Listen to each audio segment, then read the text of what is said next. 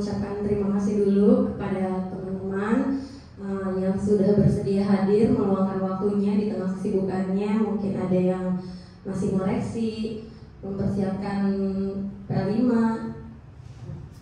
mempersiapkan apa lagi, adiwiyata, dan masih banyak lagi. Semoga dengan kehadiran Bapak Ibu di sini semakin menambah ilmu juga yang nanti insya Allah akan berguna buat proses pembelajaran kita di sekolah terkait tentang budaya positif yang akan diterapkan pada sekolah kita.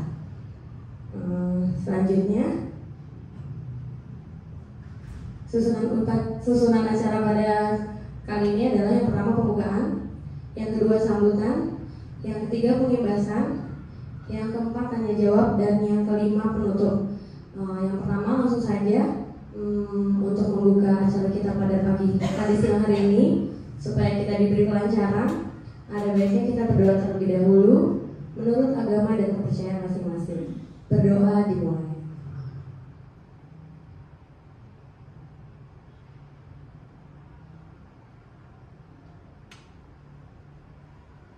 Berdoa selesai. Semoga dengan berdoa acara kita pada siang ini berjalan dengan lancar dan dapat memberikan manfaat buat kita semua. Amin amin ya rabbal alamin.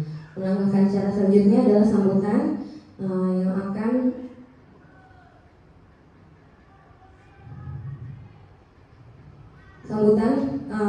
oleh Bapak Kepala Sekolah kita kepada Bapak Antoni Pardede. Saya persilakan.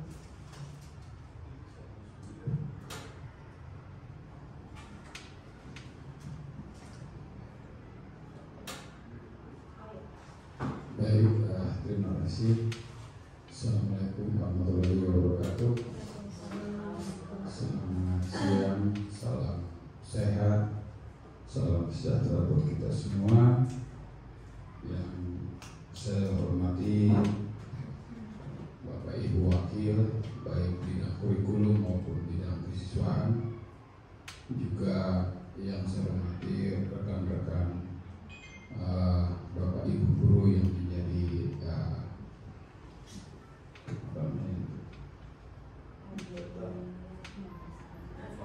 responden yang menjadi responden dalam pengembangan budaya positif di SD Cibubur 4, wabil khusus Bu Lia selaku CGB angkatan ke-10. Ada beberapa pesan yang saya sampaikan dalam kesempatan ini. Yang pertama, saya menyampaikan terima kasih dan apresiasi yang luar biasa kepada teman-teman yang sudah memberikan dukungan positif kepada teman, dalam hal ini sebagai CGP angkatan 10.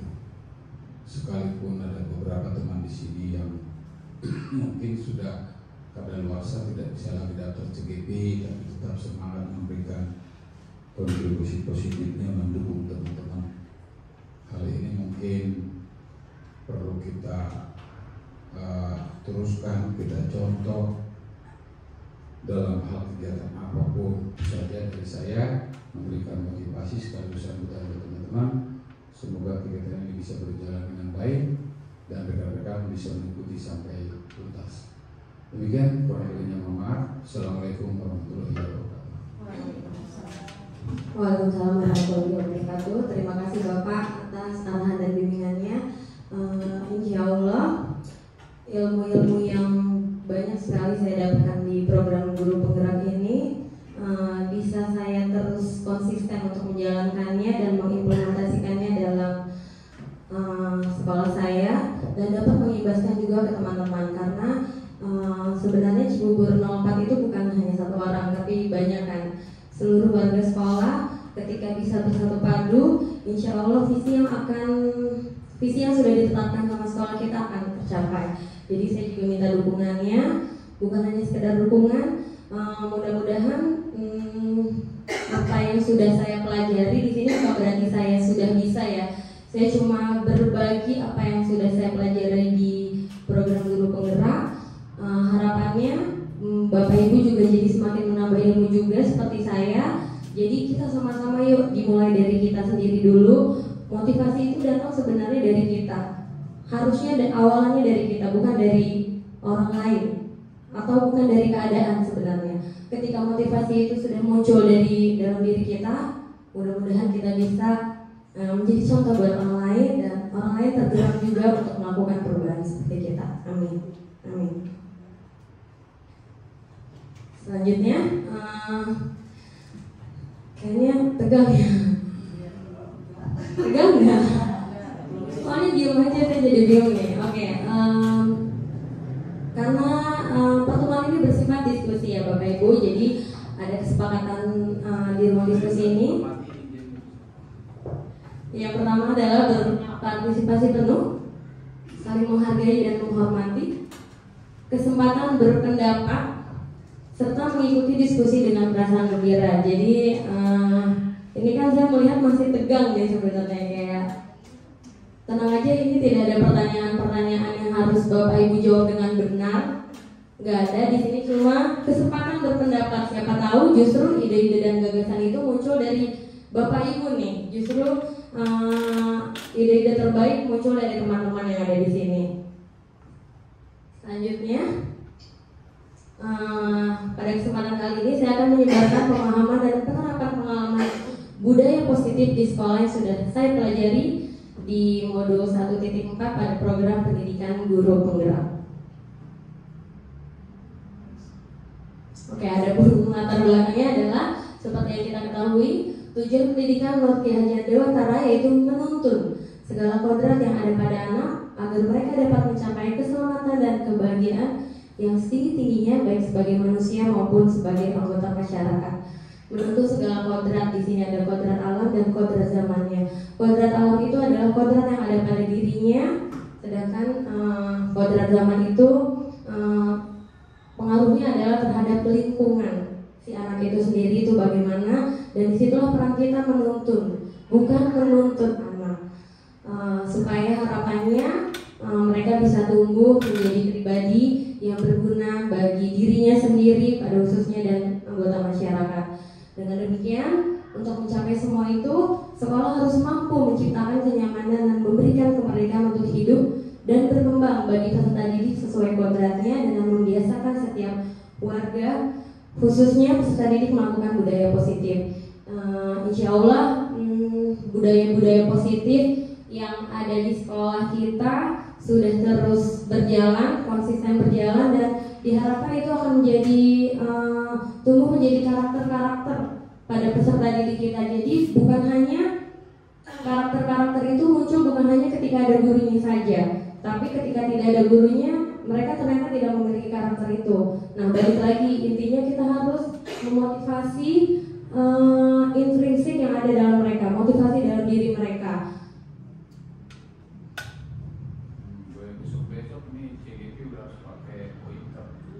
Ada. Iya, ada benar. Ya. Tujuan dari kegiatan ini menumbuhkan budaya positif di lingkungan sekolah serta menanamkan dan mengembangkan profil pelajar Pancasila dalam kehidupan sehari-hari. Apalagi kurikulum kita yang terbaru yaitu kurikulum Merdeka. Di situ terdapat 6 dimensi pelajar Pancasila. Harapannya bukan cuma hafal, tapi juga bisa mengimplementasikan dalam kehidupan sehari-hari bagi para peserta didik kita. Ya, sekarang ini saya mau bertanya. Yang mau mengeluarkan pendapatnya diperbolehkan ya, karena saya yakin ini pasti Bapak Ibu tahu lah nih, apa sih yang terbesit di dalam pikiran Bapak Ibu ketika mendengar kata budaya positif? Apa sih yang terbesit? Budaya positif itu apa? Atau bisa menjelaskan namanya apa? Oke, Bu Nadia.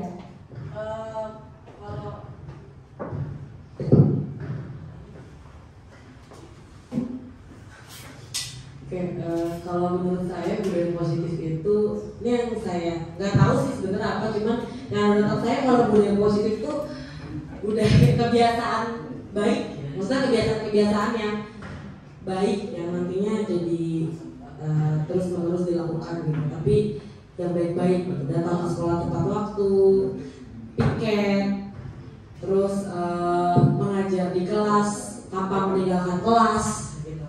Ya, seperti itu. Terima kasih tepuk tangannya buat Nadia. Oke, ada lagi mungkin pendapat lain dari Bapak Ibu terkait dengan kata budaya positif tadi Bu Nadia sudah menjelaskan lebih ke perilaku baik ya, sikap-sikap baik gitu kan. Ya ada lagi yang ingin mencontohkan apa sih? Oh Bapak. Baik, kalau kita menyikapi kata-kata budaya, kalau kata budaya ini kultur ya, culture ya, budaya. Kalau udah dibudayakan positif itu pasti yang baik-baik gitu ya. Nah, ketika kita mendengar kata budaya positif berarti yang tersimpan di dalam benak kita adalah hal-hal positif. Berarti perilaku yang sudah tercipta dan sudah berjalan dan merupakan bagian daripada masyarakat itu sendiri. Apakah itu masyarakat sekolah, masyarakat sekitar. Nah, itu mungkin pendapat saya terkait dengan pikiran saya terkait dengan budaya positif. Terima kasih Bapak, tepuk tangannya buat Bapak Kepala Sekolah Desa.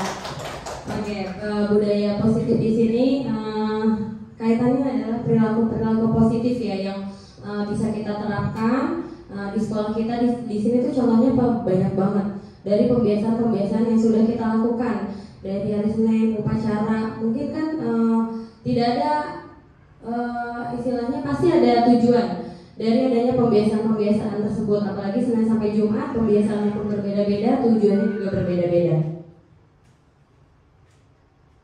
Nah, untuk kita lebih memahami tentang budaya positif, kita akan mengetahui apa itu perubahan paradigma belajar, disiplin positif, nilai-nilai kebajikan, kebutuhan dasar manusia, teori motivasi perilaku manusia, posisi kontrol, keyakinan kelas atau sekolah, dan yang terakhir adalah segitiga restitusi. Oke, sekarang saya meminta teman-teman yang di sebelah kiri itu tangan A. Anda dan teman Anda akan melakukan kegiatan coba buka. Anda adalah A, di samping Anda, teman Anda, tugas Anda adalah mengepakkan salah satu tangan Anda. Coba Anda bayangkan bahwa Anda sedang menyimpan sesuatu yang sangat berharga di dalam kepalan tangan Anda. Anda perlu menjaga benda tersebut sekuat tenaga karena begitu pentingnya untuk kehidupan Anda. Tugas B, rekan sebelah Anda, adalah mencoba dengan segala cara untuk membuka kepalan tangan Anda. Teman Anda B boleh membujuk, boleh menghardik, boleh mengintimidasi, memarahi, menggoda, menggelitik, bahkan menawari Anda uang agar Anda bersedia membuka kepalan tangan tersebut. Yuk coba ya Bapak Ibu kita lakukan. Yang A mengepalkan tangan, yang teman sebelahnya berusaha buat maksimal mungkin untuk supaya tangan teman kita itu bisa terbuka. Padahal yang ada di genggaman tangannya itu adalah sesuatu yang sangat berharga. Coba, adakah yang bisa berhasil? Boleh, mau dikasih rotinya, boleh. Dipaksa boleh, tapi bisa nggak tuh dipaksa tetap terlepas juga atau enggak boleh? Atau mungkin dikasih uang, mungkin kalau dikasih uang bisa terbuka. Oke, susah. Oke. Ada yang minta duit, berarti coba dikasih duit dulu. Pokoknya mengepakkan tangan tuh, ini yang dikepal tuh sesuatu yang berharga loh.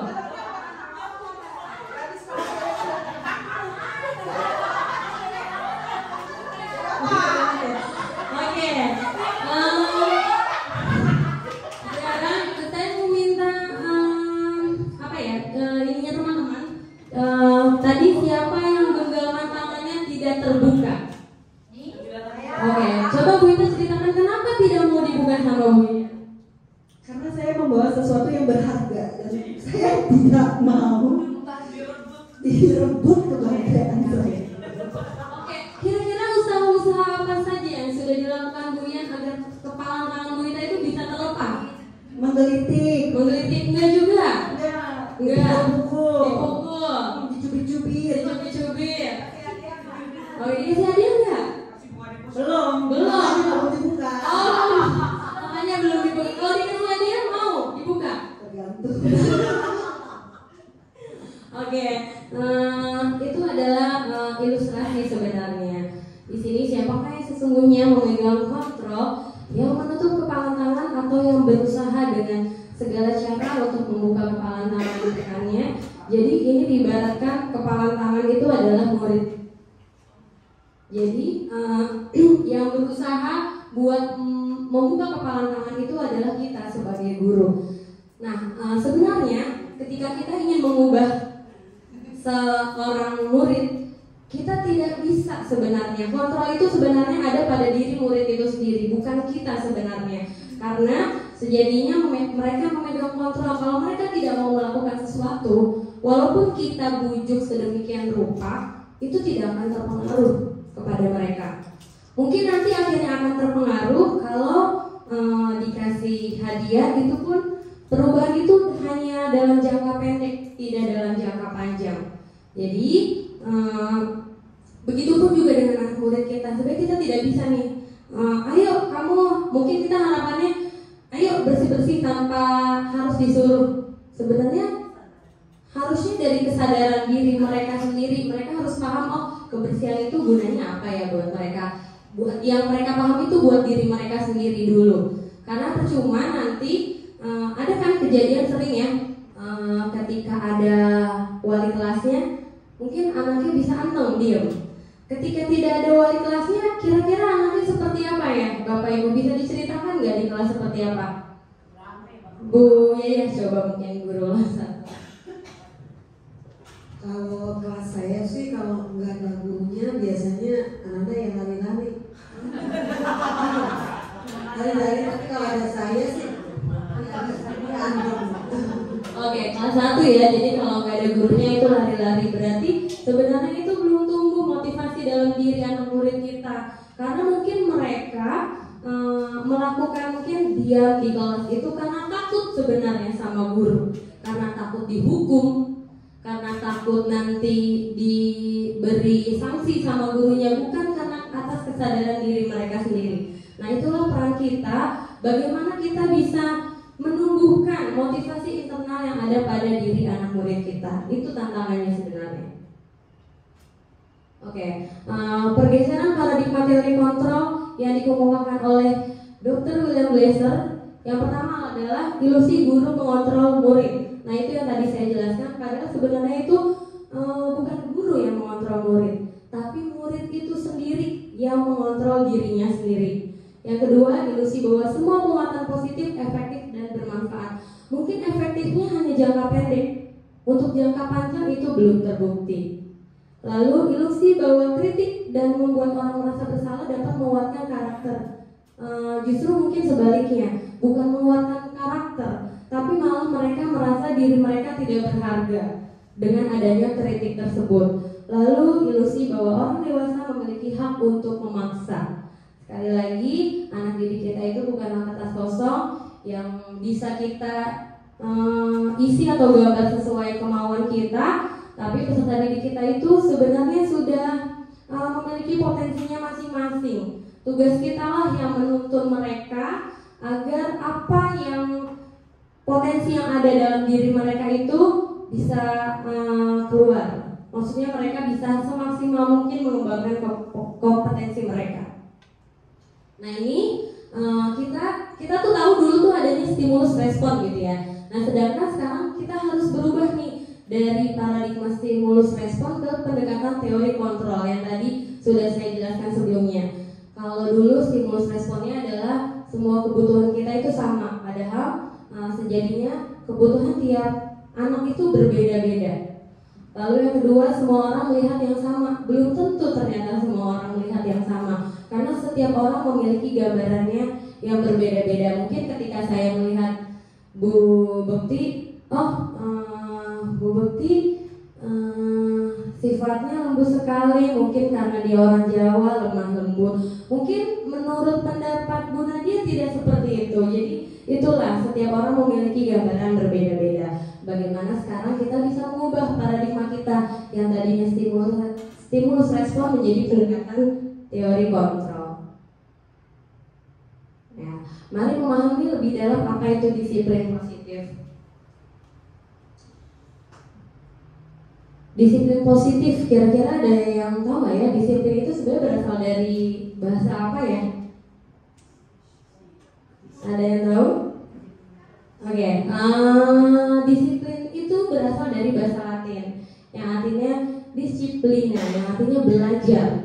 Disiplin mengacu pada disiplin diri yang memiliki tanggung jawab terhadap apa yang dilakukannya berdasarkan nilai-nilai yang dia yakini. Balik lagi itu ke motivasi internal yang ada pada diri anak murid. Disiplin adalah kemampuan memerintah diri sendiri dalam mengontrol dan menguasai diri untuk memilih tindakan yang mengacu pada nilai-nilai yang kita hargai dengan penuh tanggung jawab tanpa terperintah oleh orang lain. Tanpa terperintah, karena sejatinya disiplin itu dimulai dari diri sendiri, bukan karena adanya aturan sebenarnya. Aturan itu bukan untuk membuat anak-anak jadi takut seharusnya. Jadi aturan itu bagaimana anak-anak itu bisa membiasakan diri mereka. Tanpa ada aturan pun mereka sudah terbiasa seperti itu. Disiplin positif merupakan salah satu cara penerapan disiplin yang bertujuan untuk menumbuhkan kesadaran serta memberdayakan peserta didik tanpa imbalan atau penghargaan, ancaman ataupun hukuman. Mungkin kita sering ya tanpa kita sadari ke peserta didik kita nih, kita sering kalau nggak bersih kelasnya dihukum loh, gitu kan? Atau yo siapa yang bisa nanti dapat pulpen dari ibu gitu. Karena ternyata justru itu kita menumbuhkan motivasi dari luar. Harusnya kita menumbuhkan motivasi diri dalam mereka. Contohnya ketika dalam pembelajaran, kenapa sih anak itu harus bisa? Kita harus paham dulu tujuannya anak itu harus bisa tuh apa ya. Bukan harus bisa karena nanti kamu jadi ranking 1. Atau kamu kalau nggak bisa nanti kamu dihukum loh, disuruh nyatet loh. Harusnya bukan seperti itu. Itu kita malah menumbuhkan motivasi eksternal dalam diri peserta didik kita. Nah, nilai kebajikan apa? Sekarang ada pertanyaan lagi. Nilai kebajikan apa yang Bapak Ibu rasakan penting saat ini untuk ditanamkan pada peserta didik di kelas kita maupun di sekolah? Kira-kira nilai kebajikan apa ya yang menurut Bapak Ibu itu penting untuk ditanamkan? Ada yang mau bercerita atau mengeluarkan pendapatnya terkait nilai kebajikan apa yang penting untuk kita tanamkan?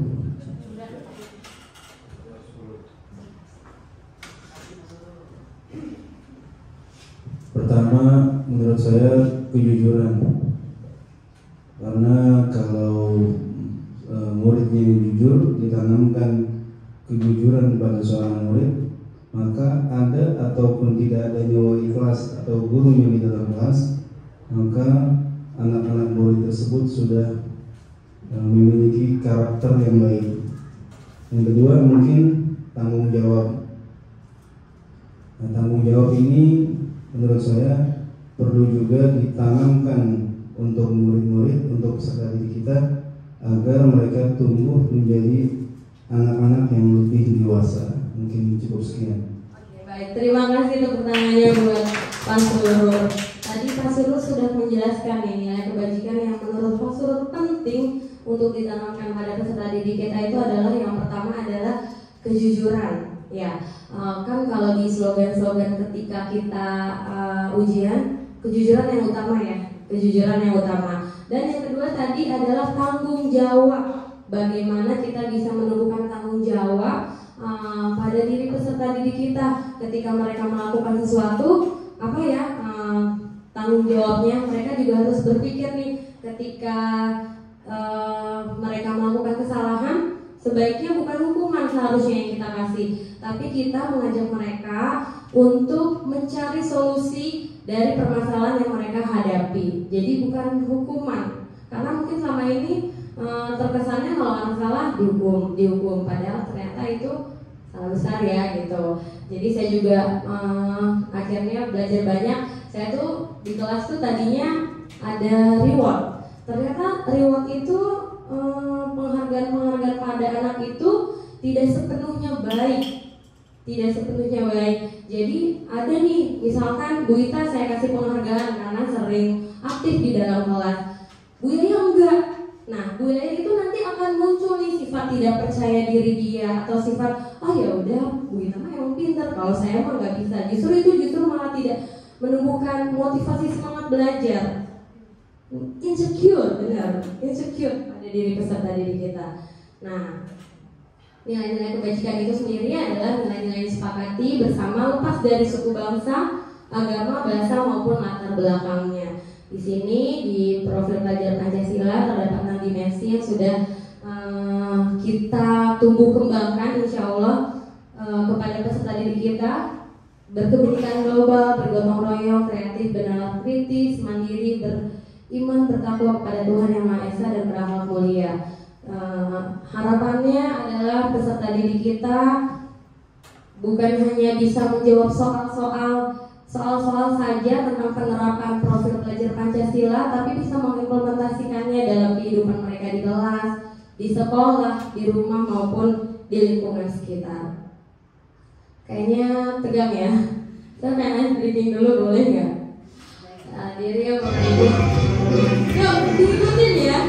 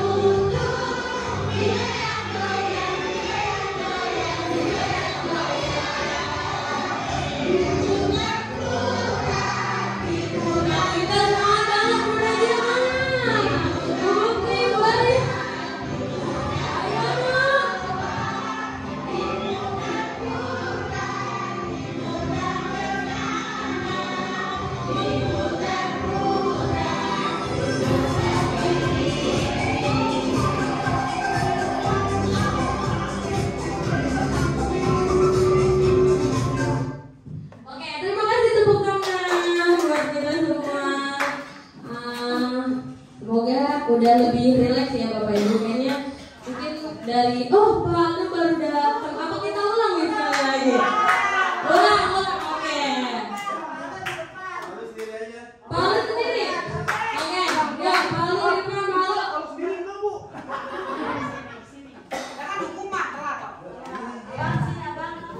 Ya berarti berdiri lagi Pak Aldo di depan. Ya, berdiri semuanya.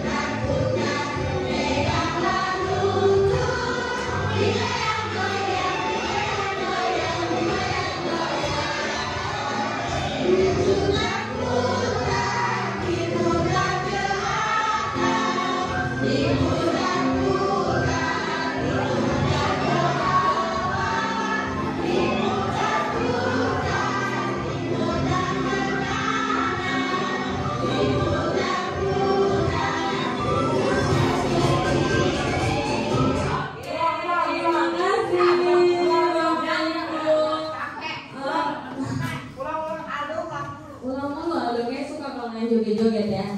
Oke, boleh sambil diminum. Udah habis ya? Nanti refill boleh di belakangnya. Boleh sambil dimakan biar lebih relax lagi. Kira-kira Bapak Ibu kalau melakukan ini di kelas senang nggak kira-kira anaknya? Senang nggak? Bapak Ibunya senang nggak? Oke, senang ya. Ternyata Iya, ada yang enggak, ada yang senang ya. Ternyata kesenangan itu masuk dalam kebutuhan dasar manusia. Di sini kebutuhan dasar manusia adalah segala sesuatu yang kita lakukan untuk mendapatkan apa yang kita inginkan. Seluruh tindakan yang kita lakukan memiliki tujuan tertentu dalam rangka agar kebutuhan dasar kita terpenuhi dengan baik. Jadi di sini ada jenis-jenis kebutuhan dasar manusia. Yang pertama adalah untuk bertahan hidup, di mana bertahan hidup itu mengacu pada makanan, pakaian, tempat tinggal, keamanan, dan kesehatan. Lalu yang kedua, kasih sayang dan rasa diterima, yaitu rasa diterima, dipedulikan, berbagi, kerjasama, dan menjadi bagian kelompok. Penguasaan, yaitu tentang harga diri, keinginan untuk dianggap, didengar, diakui, memimpin, dan berprestasi. Lalu kebebasan, ada kemandirian, memiliki pilihan, mencoba hal baru, dan mengendalikan diri. Serta kesenangan yang berupa bermain, humor, tertawa, dan antusiasme. Nah, mungkin ice breaking tadi termasuk mungkin kebutuhan dasar kita ya, yaitu kesenangan. Karena bagaimanapun kita butuh nih, butuh tertawa, butuh bermain, butuh apa lagi ya. Nah, sekarang kita pengen analisis healing ya nanti. Bentar lagi kita mau healing kok. Mau liburan panjang kan? Oke, sekarang kita akan menganalisis nih terkait dengan 5 kebutuhan dasar yang tadi sudah saya sebutkan. Diulang lagi ya, 5 kebutuhan dasar itu ada bertahan hidup, kasih sayang dan rasa diterima, penguasaan, kebebasan, dan kesenangan. Di sini saya pengen analisis kasus dulu nih. Boleh dibacakan Ibu Gadis kasusnya? Ibu Ambar, guru wali kelas 2A di SD Pelita Hati, sedang bingung menghadapi ulah salah satu murid di kelasnya, yaitu yang bernama Doni. Beberapa anak di kelas 2A telah datang padanya dan mengeluhkan Doni yang seringkali meminta bekal makan siang mereka dengan cara dipaksa. Jika Anda menghadapi situasi seperti Ibu Ambar, apa yang akan Anda lakukan? Menurut Anda, kira-kira apa alasan Doni melakukan hal itu? Terima kasih Ibu Gadis sudah membantu membaca kasusnya. Nah, di sini ada Doni yang ternyata sering meminta bekal makan siang teman-temannya dengan cara memaksa gitu. Jika Anda menghadapi situasi seperti Ibu Ambar, apa yang akan Anda lakukan kira-kira? Lalu menurut Anda kira-kira apa alasan Doni melakukan hal tersebut? Karena sejatinya anak murid ketika melakukan sesuatu itu ada kebutuhan dasar yang sebetulnya pengen mereka penuhi. Nih di sini pun sama. Doni itu ingin memenuhi loh kebutuhan dasar yang tadi sudah 5 saya sebutkan itu. Kira-kira ada yang mau membantu saya untuk menganalisis kebutuhan dasar apa saja sih yang sedang dipenuhi oleh Doni ketika dia memaksa teman-temannya untuk meminta bekalnya?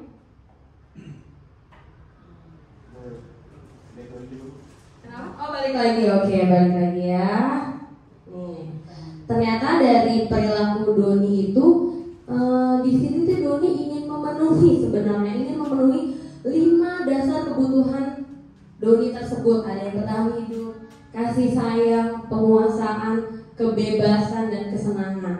Nah, di sini kita menganalisis nih, bertahan hidup tuh dari perilaku contohnya apa ya? Kasih sayang tuh yang seperti apa ya? Penguasaan, kebebasan, kesenangan dari perilaku Doni itu kita bisa menganalisis, oh bertahan hidup mungkin contohnya ya, bertahan hidup sebenarnya dia mengambil makanan temannya itu karena dia lapar loh. Dia ingin memenuhi salah satu kebutuhan dasar manusia bertahan hidup itu makanan. Itu contohnya yang pertama bertahan hidup. Nah, sekarang kira-kira kasih sayang, rasa diterima itu bagian mananya ya kira-kira dari kasus ini? Oke, Bu Ita. Menurut saya tuh kebebasan ya, karena mungkin si Doni ini bosen, jadi dia pengen mencoba hal-hal baru.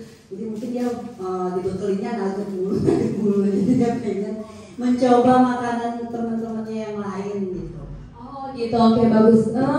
Kebebasan, mungkin orang tuanya Doni cuma ngasih nugget doang nih, sampai akhirnya itu bekal nggak dibawa sama Doni karena dia bosan, dan mungkin orang tuanya juga belum tahu kalau Doni itu tidak membawa bekalnya. Makanya dia minta temennya nih, karena dengan harapan bekal teman-temannya itu bisa menambah variasi makanan dari Doni tersebut. Oke, tepuk tangan buat Bu Inta. Ada yang lain mungkin dari rasa sayang, dari penguasaan. Tadi ada poin tentang kesenangan ya Bu ya. Kebetulan saya kan ini ngajar di kelas 3D juga ya. Kebetulan ada yang sama nih ceritanya tentang Doni. Kalau yang saya lihat mungkin Doni ini merasa senang ya, karena setiap dia meminta kepada temannya itu selalu ngasih dengan bukan ngasihnya yang kamu minta mulu ya gitu, tapi oh ini Doni boleh, mungkin seperti itu ya untuk mencari kesenangan dari si Doninya itu. Itu aja sih Bu Ria, cukup. Oke, terima kasih Bu Gadis. Oke, berarti kasih sayang dan rasa diterima ya. Karena mungkin menurut Doni dengan dia dikasih makanan sama temannya, dia seneng tuh. Jadi dia memenuhi kebutuhan dasar itu. Oke, tadi udah bertahan hidup, udah kasih sayang dan rasa diterima, terus kebebasan tadi sudah sama Bu Ita. Kira-kira di penguasaan dan kesenangan tuh ada nggak ya? Valdo.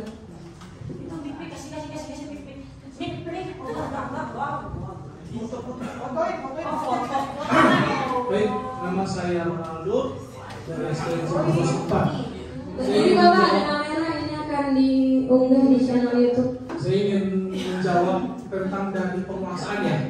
Di sini ada harga diri, tapi saya ingin menjawab mungkin dari aspek yang diakui pemimpin atau dianggap, ya, untuk dianggap. Karena beberapa kasus yang saya temui, tapi ini mungkin beda ya, mungkin saya kurang tahu kasus di lapangan sama di kelas sama apa enggak. Cuman kalau misalkan di kelas di lapangan ini, dia ini untuk dianggap dengan melakukan hal-hal mungkin seperti tadi. Tapi kalau misalkan di lapangan lebih ke air minum atau bermain bola, mungkin ya mirip-mirip lah ya. Cuman saya ingin menjawab balik dari penguasaan seperti itu gitu. Oke, terima kasih Pak Aldo, jawabannya luar biasa. Jadi penguasaan ya. Jadi mungkin Doni ini merasa berkuasa ketika dia minta nih makanan sama temennya, terus teman-temannya ngasih, wah dia merasa oke, pada nurut kan sama aku gitu kan. Mungkin itu maksudnya ya Pak Aldo ya. Oke, sekarang coba kita lihat, kita analisis lagi. Analisis kebutuhan dasar Doni. Yang pertama adalah bertahan hidup. Tadi ketika Doni merasa lapar dan tidak memiliki bekal, alasannya karena dia ingin bertahan hidup dengan makan makanan temannya. Yang kedua, kasih sayang. Doni merasa senang ketika diberi makanan oleh temannya. Kebebasan, Doni merasa bosan dengan bekal makan siang yang itu aja, mungkin tidak bervariasi. Dan penguasaan, Doni merasa hebat ketika temannya itu patuh. Ketika Doni minta, temannya ngasih. Lalu kesenangan, Doni mungkin merasa senang melihat reaksi teman terhadap tindakannya. Nah, ternyata balik lagi ya, perilaku-perilaku anak didik kita itu ternyata ada loh kebutuhan-kebutuhan dasar yang sebenarnya mereka ingin penuhi, dan mungkin ada sebagian besar yang caranya mungkin masih salah pada anak kita. Oke, sekarang apakah pemberian hukuman dapat mendisiplinkan siswa? Lalu, apakah pemberian hadiah atau reward dapat meningkatkan prestasi siswa? Belum tentu. Oke, berarti jawabannya belum tentu ya. Apakah pemberian hukuman dapat mendisiplinkan siswa? Belum tentu. Jadi belum tentu sepenuhnya iya, belum tentu sepenuhnya tidak. Lalu apakah pemberian hadiah juga dapat meningkatkan prestasi siswa? Ternyata juga belum tentu. Oke, yang tadi sudah saya jelaskan mengenai kebutuhan dasar. Di sini adalah motivasi perilaku manusia. Jadi terdapat dua motivasi, yaitu motivasi intrinsik dan motivasi ekstrinsik. Terdapat motivasi perilaku manusia yang perlu pendidik pahami. Motivasi perilaku manusia tersebut ada yang datang dari luar dan ada yang datang dari dalam diri sendiri. Motivasi ekstrinsik contohnya ketika mereka melakukan sesuatu itu ternyata untuk menghindari ketidaknyamanan atau hukuman. Ketika mereka memakai atribut lengkap ternyata bukan datang dari diri mereka, tapi ternyata karena adanya aturan atau mereka tidak mau dihukum. Lalu untuk mendapatkan imbalan atau penghargaan, Bu Ito bilang nih kalau atributnya lengkap nanti mau dikasih jajan kue nih di kantin sama Bu Ito. Jadi itu adalah contoh-contoh alasan motivasi ekstrinsik yang datangnya dari luar. Nah, yang harus kita tumbuh kembangkan adalah motivasi intrinsik untuk menjadi orang yang mereka inginkan dan menghargai diri sendiri dengan nilai-nilai yang mereka percaya. Jadi bukan dari luar, tapi dari dalam mereka sendiri dulu yang harus kita tanamkan. Itu tantangan ya sebenarnya Bapak Ibu. Dan itu tuh bukan instan sebenarnya untuk mengubah motivasi intrinsik anak agar lebih berkembang itu bukan sehari bisa. Tapi yang penting adalah kita konsisten untuk menuntun mereka. Lalu mungkin Bapak Ibu sering mendengar kata hukuman? Sering? Oke. Konsekuensi sering? Kalau restitusi sering? Restitusi? Ada yang pernah mendengar kata restitusi? Oke, mungkin belum tahu ya. Sama Bapak Ibu, saya ketika belum mengikuti program guru penggerak ini saya nggak tahu apa itu restitusi. Yang saya tahu cuma hukuman sama konsekuensi. Akhirnya saya belajar dan saya baru memahami itu ternyata restitusi itu artinya seperti ini ya. Sekarang saya ingin mengajak sebenarnya Bapak Ibu untuk ini adalah 3 kata yang berbeda arti. Hukuman mungkin Bapak Ibu udah tahu ya, hukuman itu apa sih? Sanksi, ganjaran. Kalau konsekuensi? Resiko. Kalau restitusi nanti kita akan belajar ya. Sekarang saya akan mengajak Bapak Ibu nih, saya akan menyajikan suatu kalimat. Bapak Ibu bisa menentukan apakah itu hukuman atau itu konsekuensi. Oke, yang pertama, membersihkan coretan yang dibuatnya di meja tulis itu termasuk konsekuensi atau hukuman ya? Konsekuensi. Ada jawaban lain? Oke, sepakat konsekuensi semua ya? Oke, membersihkan coretan yang dibuat di meja tulis merupakan sebuah konsekuensi. Tepuk tangan buat kita semua. Oke. Yang kedua, murid diminta bertelanjang kaki sepanjang hari karena tidak menggunakan sepatu sesuai peraturan sekolah. Hukuman? Oke, kita lihat lagi. Ada yang jawab konsekuensi nih. Kira-kira ada jawaban berbeda nggak nih? Hukuman? Oke, betul. Hukuman. Pertanyaan ketiga, lari mengelilingi lapangan basket 2 kali karena terlambat hadir di sekolah. Hukuman? Oke, betul, hukuman. Dan yang terakhir, kehilangan 10 menit jam istirahat untuk mengerjakan tugas karena terlambat datang dan tertinggal pelajaran selama 10 menit. Konsekuensi, tepuk tangan. Nah, ternyata Bapak Ibu yang penting tuh sudah tahu dulu nih perbedaan antara apa itu hukuman dan apa itu konsekuensi. Ternyata dari 4 jawaban yang saya berikan semuanya sudah menjawab dengan benar. Berarti Bapak Ibu insya Allah sudah tahu tentang konsekuensi dan hukuman. Nah di sini terdapat 3 perbedaan nih antara hukuman, konsekuensi dan restitusi. Kalau hukuman itu biasanya tidak terencana. Misalkan ketika anak itu melakukan sebuah kesalahan, kita biasanya suka refleks push up 10 kali gitu ya. Nah itu contoh dari hukuman tidak terencana, bersifat satu arah, cuma dari gurunya aja yang menentukan. Tapi dari peserta didiknya tidak ikut menentukan apa hukumannya. Lalu berupa hukuman fisik biasanya atau psikis. dan biasanya mudah-mudahan tidak ya, terlontar kata-kata kasar. Dan konsekuensi itu terencana atau disepakati. Ketika kamu tidak piket, kamu nanti apa nih konsekuensinya? Dan itu biasanya dua arah, antara guru dan peserta didik. Kalau hukuman kan cuma dari guru aja, tapi kalau konsekuensi melibatkan dua arah.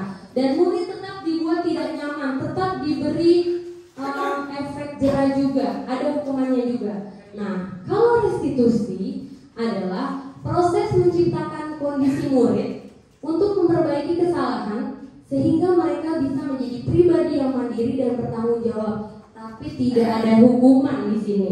Di restitusi itu tidak ada hukuman. Ketika anak-anak melakukan kesalahan, kita bisa klarifikasi dulu ke anak tersebut. Ya, lalu kita bisa mengajak anak itu dulu untuk kira-kira solusinya apa nih dari permasalahan yang kalian hadapi. Jadi anak kita tuntut untuk menjadi mandiri serta bertanggung jawab atas apa yang telah mereka lakukan.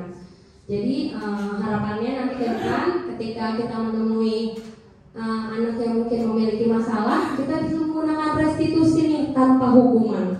Dan insya Allah itu bisa kok kalau kita terapkan. Memang mungkin terasa di awalnya berat, tapi kalau kita sudah konsisten, hukuman-hukuman itu nanti dengan hilang lah dengan sendirinya. Nah, ternyata kita sebagai guru, kita memiliki 5 posisi kontrol nih. Yang pertama adalah penghukum, yang kedua teman, yang ketiga manajer, yang keempat pembuat merasa bersalah, dan yang kelima pemantau. Dari kelima posisi kontrol di atas, sebaiknya guru memposisikan diri sebagai manajer. Posisi manajer menempatkan guru bersama murid, mempertanggungjawabkan perilakunya dan mencari solusi dari permasalahan yang ia hadapi. Mungkin banyak nih sebenarnya. Saya pun ketika saya mengetahui posisi kontrol, oh berarti saya nih selama ini ternyata saya seorang penghukum ya. Ternyata saya selama ini cuma pembuat merasa bersalah saja ya kepada peserta didik kita. Nah di sini terdapat nih ciri-cirinya. Kalau penghukum itu biasanya menghardik, menunjuk-nunjuk, berkaca pinggang, membentak. Kamu bodoh ya gitu. Biasanya kayak gitu tuh. Biasanya menunjuk-nunjuk, berkaca pinggang, dan biasanya hukumannya fisik, berupa hukuman fisik atau verbal. Apa sih dampaknya buat anak kita? Anak menjadi pendendam nih. Bu Nadia tadi saya diginiin. Nah jadinya yang ada justru bukan perubahan ke arah positif, malah ke arah negatif. Anak menjadi pendendam dan tidak menyukai guru tersebut karena sudah memberi hukuman kepada mereka. Nah, mungkin tanpa kita sadari, kita pernah nih mungkin melakukan posisi kontrol sebagai seorang penghukum kepada peserta didik kita. Lalu pembuat merasa bersalah, suara lembut namun menyalahkan siswa. Guru menyatakan kesalahan kepada siswa dan guru meminta dan guru menderita. Jadi kita suka kayak gini nih, ya kalian melakukan kesalahan ya, ntar ibu nih yang kena, ntar ibu nih yang dimarahin sama kepala sekolah. Nah itu biasanya pembuat merasa bersalah, membuat anak didik kita merasa bersalah terhadap kita. Dampaknya anak menjadi merasa bersalah, rendah diri dan menarik diri. Lalu teman, posisi kontrol teman, guru bersikap ramah, cenderung bersenda gurau untuk menghangatkan suasana. Jadi kayak oh ya udah kamu ngelakuin ini ya udah nggak apa-apa, jadi lagi ya. Tapi tidak ada penyelesaian, tidak ada penyelesaian kepada peserta didik. Dampaknya murid jadi bergantung pada satu orang dan murid atau siswa itu tidak mandiri. Lalu pemantau di sini nada bicara dan ekspresi datar. Identitas berhasil, pemantau tetap memantau saat peserta didik diberi sanksi. Dia cuma memantau, oh kamu melakukan kesalahan. Oh ya udah konsekuensinya itu ya, cuma sebatas itu saja kalau sebagai pemantau. Dampaknya anak menghitung hadiah atau hukuman yang diberi tanpa melihat nilai kebajikan dan tidak sepenuhnya mandiri. Nah, diharapkan kita berada dalam posisi kontrol manager ketika kita menemui peserta didik kita mengalami identitas positif atau berhasil, mengajukan pertanyaan bermakna, membantu peserta didik memecahkan masalahnya. Yang pertama mungkin kita bisa beri kesempatan mereka untuk bercerita terlebih dahulu tanpa menyalahkan satupun. Lalu kita juga bisa, kenapa sih kalian melakukan hal tersebut? Lalu apakah sudah sesuai? Apakah tindakan yang kalian lakukan itu sudah sesuai? Apakah berdampak positif atau negatif? Lalu kita bantu, di akhirnya itu kita bantu peserta didik kita untuk memecahkan masalah. Dampaknya peserta didik menjadi mandiri dan percaya diri untuk memecahkan masalahnya tanpa hukuman. Sekali lagi tanpa hukuman. Oke, contoh penerapannya 5 posisi kontrol guru ketika siswa tidak memakai atribut lengkap nih satu upacara. Kalau penghukum bilangnya hormat sama bendera 1 jam. Nah itu penghukum nih. Ciri-ciri guru yang pada posisi kontrolnya itu penghukum. Hormat bendera 1 jam. Siapa ya kira-kira? Mudah-mudahan gak ada lah ya di antara kita yang seperti itu. Gak ada ya. 2 jam. Oke, membuat merasa bersalah. Beberapa kali ibu harus memberitahu kamu nih. Biasanya nanti kucuk-kucuk wali kelas datang nih. Berapa kali sih ibu harus kasih tahu? Duh, ibu kecewa deh sama kamu. Nah itu sebenarnya cuma membuat merasa bersalah aja. Tidak ada solusi buat peserta didik kita. Nah kalau teman nih, udah nggak apa-apa. Lain kali jangan berbuat seperti ini lagi ya. Udah kayak teman aja. Jadi anak-anak juga oh ya udah nggak apa-apa kata Pak Aldo nggak apa-apa gitu. Terus pemantau, kalau pemantau, kamu melanggar aturan, kamu tahu nggak konsekuensinya apa? Ya udah beli atributnya, jangan ulangi lagi ya, cuma sebatas itu. Tapi kalau seorang manajer, mereka akan bersikap, kamu tahu nggak sih kesalahan kamu apa? Yuk, bagaimana kamu memperbaiki kesalahan kamu tanpa adanya, sekali lagi tanpa adanya hukuman.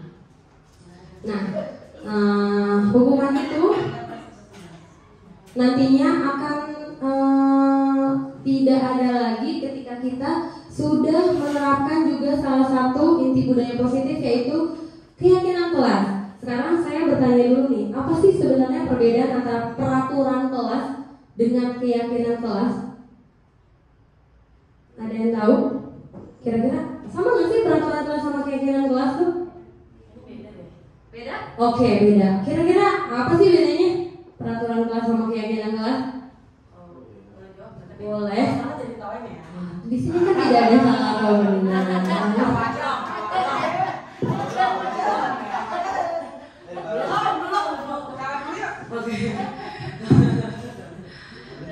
Kalau menurut saya belum Pak.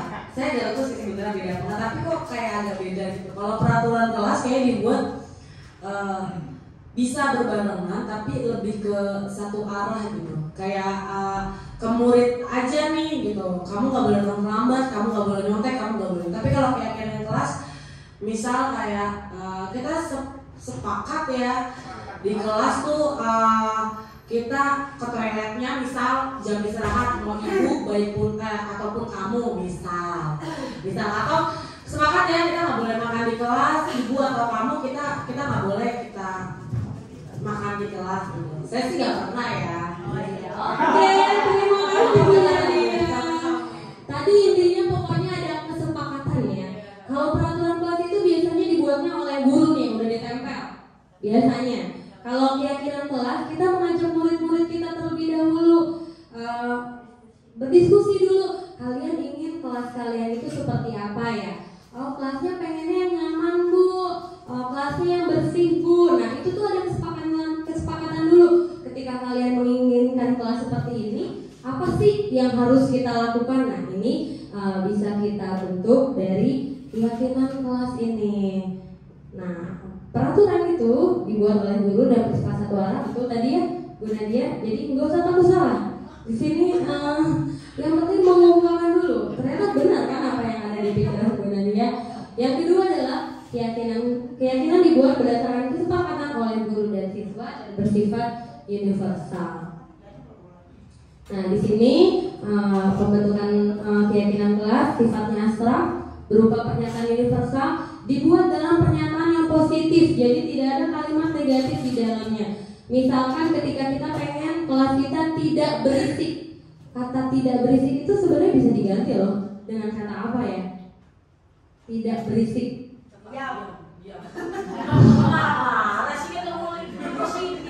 Tidak berisik apa? Tenang. Oke, pokoknya kalimat-kalimatnya positif. Kan biasanya ini masih nih sebenarnya di yang kita lakukan di sekolah, kayak ketika ada ujian dilarang berisik atau tidak boleh mencontek, itu sebenarnya kata-katanya bisa diganti ke arah positif lagi.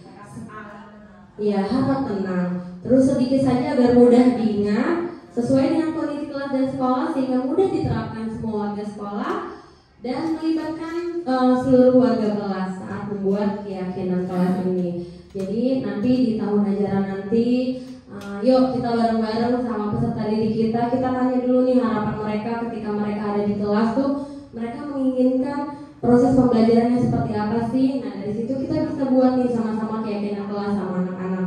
Kita tampung semua ide anak-anak, lalu kita sepakati apa saja yang menjadi kesepakatan di kelas tersebut. Nah, pembahasan selanjutnya ini yang terakhir adalah segitiga restitusi. Kira-kira apa ya segitiga restitusi itu, ada yang pernah dengar nggak? Seginya ada 3, betul, karena segitiga ya. Segitiga restitusi apa sih? Tadi restitusi udah dibahas ya sebelumnya ya. Menciptakan kondisi murid. Oke, coba kita balik lagi. Tadi kayaknya sudah ada restitusi nih. Nah, proses menciptakan kondisi murid untuk memperbaiki kesalahan sehingga mereka bisa menjadi pribadi yang mandiri dan bertanggung jawab, dan sekali lagi tanpa hukuman. Nah, restitusi ini sebenarnya ada 3 tahapan yang harus kita jalankan agar restitusi yang kita terapkan pada anak itu dapat berhasil. Nah, makanya dinamakanlah segitiga restitusi. Nah, restitusi adalah proses menciptakan kondisi bagi murid untuk memperbaiki kesalahan mereka sehingga mereka bisa kembali pada kelompok mereka dengan karakter yang lebih kuat. Restitusi juga merupakan proses kolaboratif yang mengajarkan murid untuk mencari solusi masalah mereka dan membantu murid berpikir tentang orang seperti apa yang mereka inginkan dan bagaimana mereka harus memperlakukan orang lain. Di sini segitiga restitusi dapat kita jalankan melalui 3 tahapan. Yang pertama adalah menstabilkan identitas, di mana menstabilkan identitas itu setiap orang pasti pernah melakukan kesalahan. Ada nggak sih dari kita nih yang nggak pernah salah? Apa salah terus? Salah terus ya. Terus ternyata kamu bukan satu-satunya loh yang pernah melakukan kesalahan.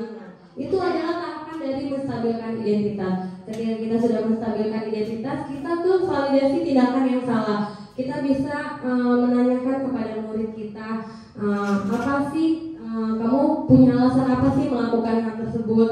Terus adakah cara yang lebih efektif untuk mendapatkan apa yang kamu butuhkan? Biasanya ini ketika saya datang terlambat, Bu, karena saya bangunnya siang, saya tuh suka main game online. Nah, dari situ kita tahu nih penyebabnya, main game online sampai larut malam. Nah, di situ kita cari pemecahan solusinya. Lalu yang terakhir adalah menanyakan keyakinan. Keyakinan itu balik lagi, makanya tadi saya minta Bapak Ibu yuk di tahun ajaran baru kita membuat keyakinan kelas agar ketika mereka melakukan kesalahan mereka ingat nih kesepakatan yang telah mereka sepakati bersama-sama di dalam kelas bersama guru dan murid. Keyakinan kelas apa yang tadi sepakati, lalu kamu yang menjadi orang yang seperti apa sih?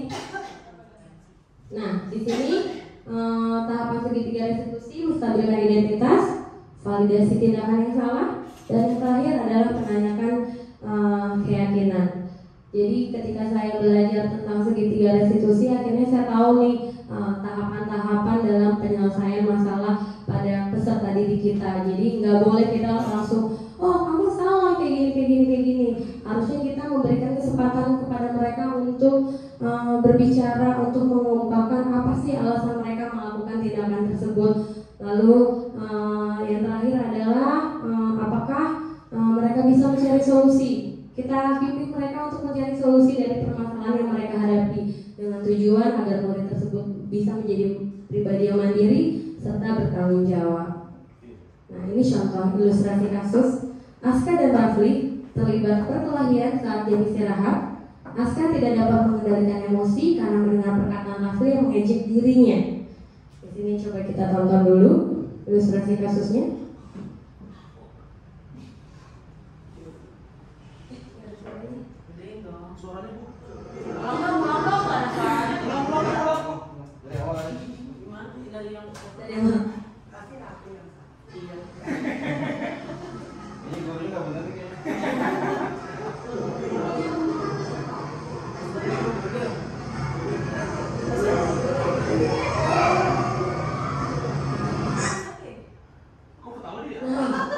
Kira-kira Bapak Ibu dari video tersebut, Bapak Ibu tahu apa ya dari cerita itu? Tahu nggak? Video itu tadi ngapain sih? Sampai mereka jadi berantem? Itu si Rafli bilang si Aska bogel ya? Parah banget sama rasa diselengkap ya kaki. Diselengkat, sebelum diselengkat kira-kira Rafli ngomong apa ya?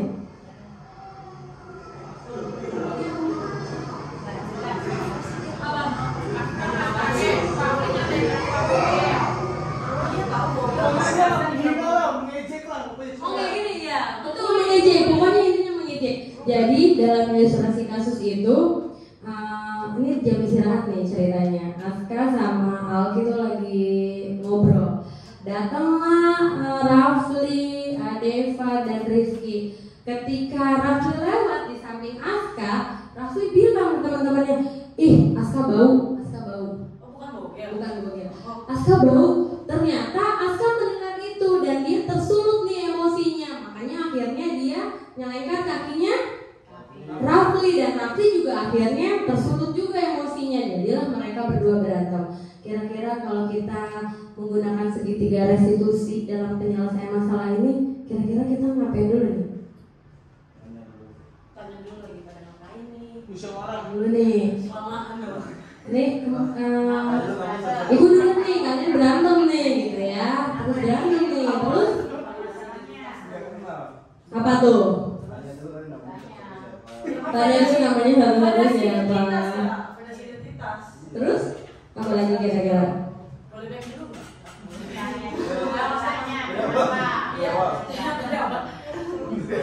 Oke, di sini saya sudah menampilkan video mengenai penerapan segitiga restitusi dalam kasusnya Rafli dan Aska. Ini siapa? Ini saya. Udah terima kasih. Siapa ya? Gimana nih videonya nih? Itu ulang dulu kali. Aduh, gimana? Aduh, saya sekolahnya di sini. Dia bisa bentar kok. Nah, coba didengarkan baik-baik. Mana? Mana sih dengerin apa? Rafli, Aska, ibu mendapat laporan bahwa kalian terlibat perkara ketika jam istirahat. Apakah itu benar? Benar. Rafli mau melakukan kata-kata kasar dulu sehingga memacu kembali saya. Aska bukan kayak saya, saya biasa dari itu. Nah, menstabilkan identitas itu saya ngapain ya? Di awal tuh. Dengarkan alasan. Ibu dengar kamu berantem nih. Iya, ibu dengar kamu berantem nih, terus? Memvalidasi dulu dia bener nggak sih berantem? Oh, betul. Mau validasi dulu, bener nggak sih berantem?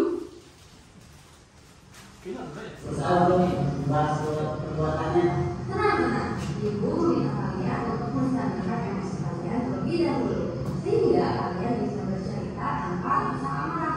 Ibu yakin apa yang kalian lakukan adalah bentuk perlawanan diri kalian ketika kalian merasa terganggu oleh orang lain. Siapa yang benar-benar boleh menceritakan apa yang terjadi?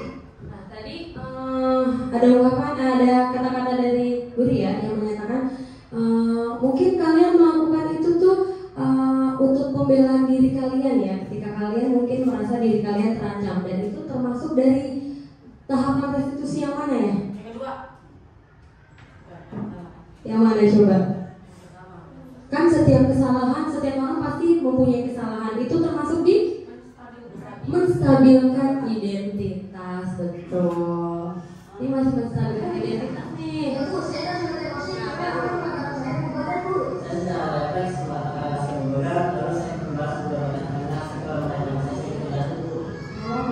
Nah, akhirnya saya minta mereka satu-satu nih untuk mengeluarkan apa nih yang terjadi pada mereka.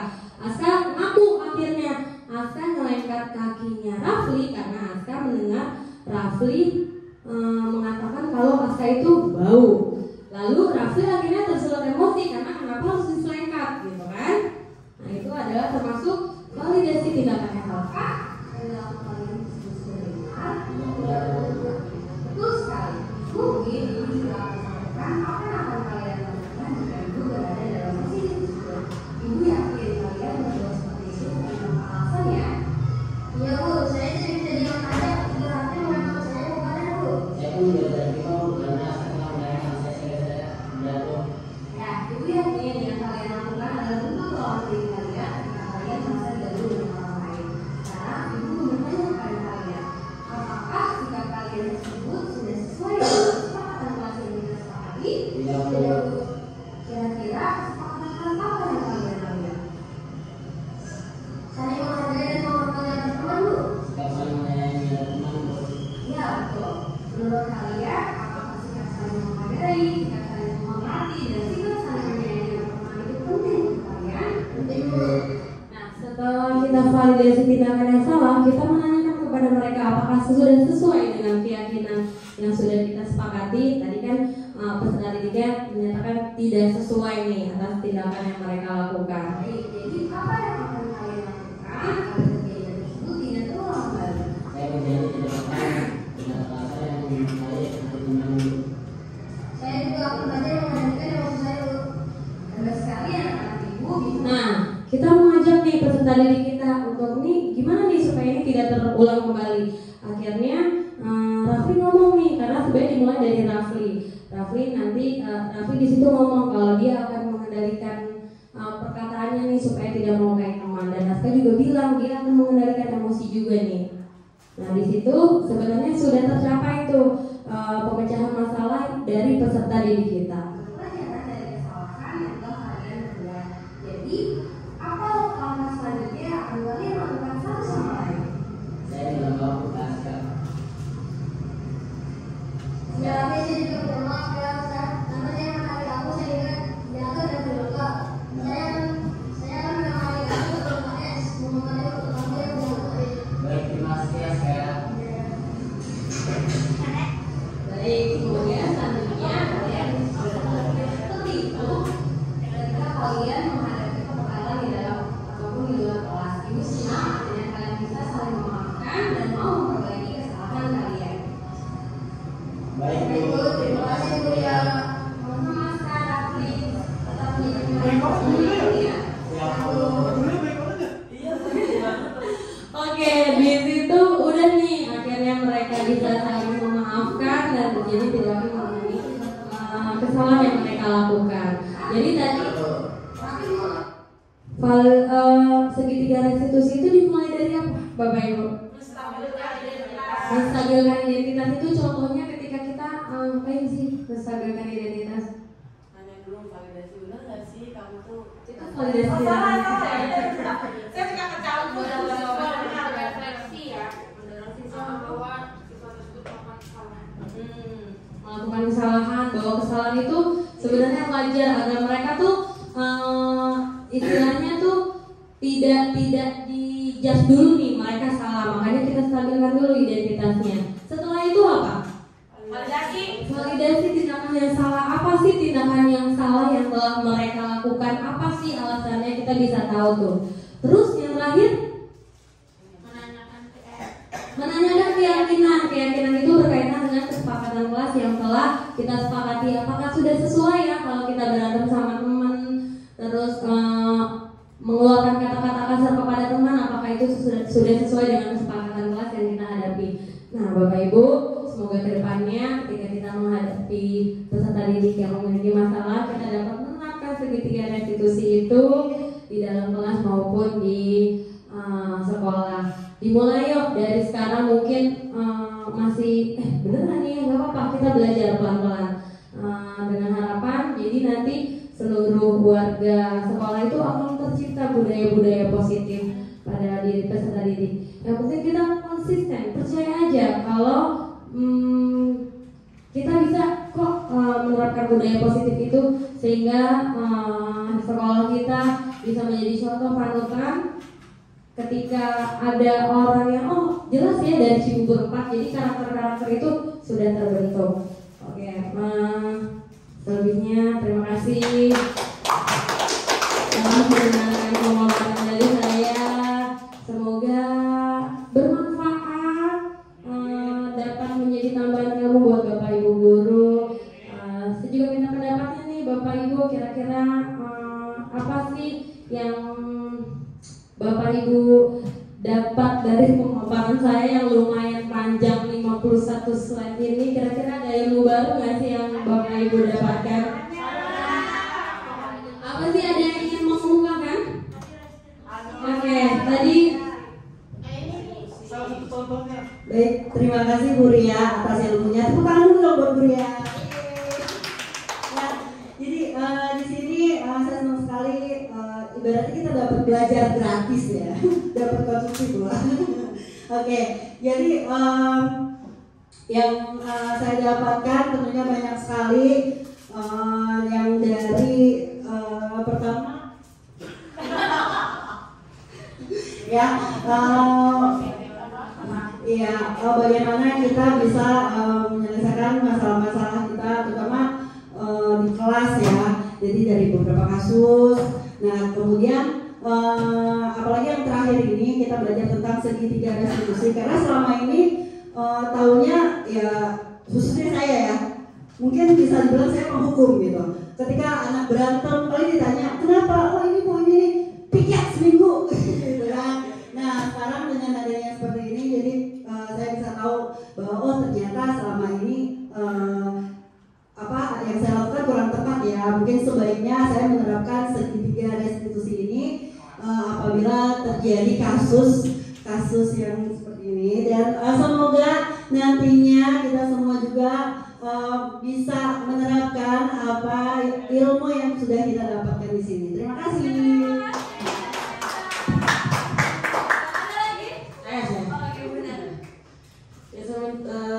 Saya berterima kasih banget sama Bu Ria ya, karena Bu Ria tuh menyampaikan materi dengan jelas ya, jelas, singkat.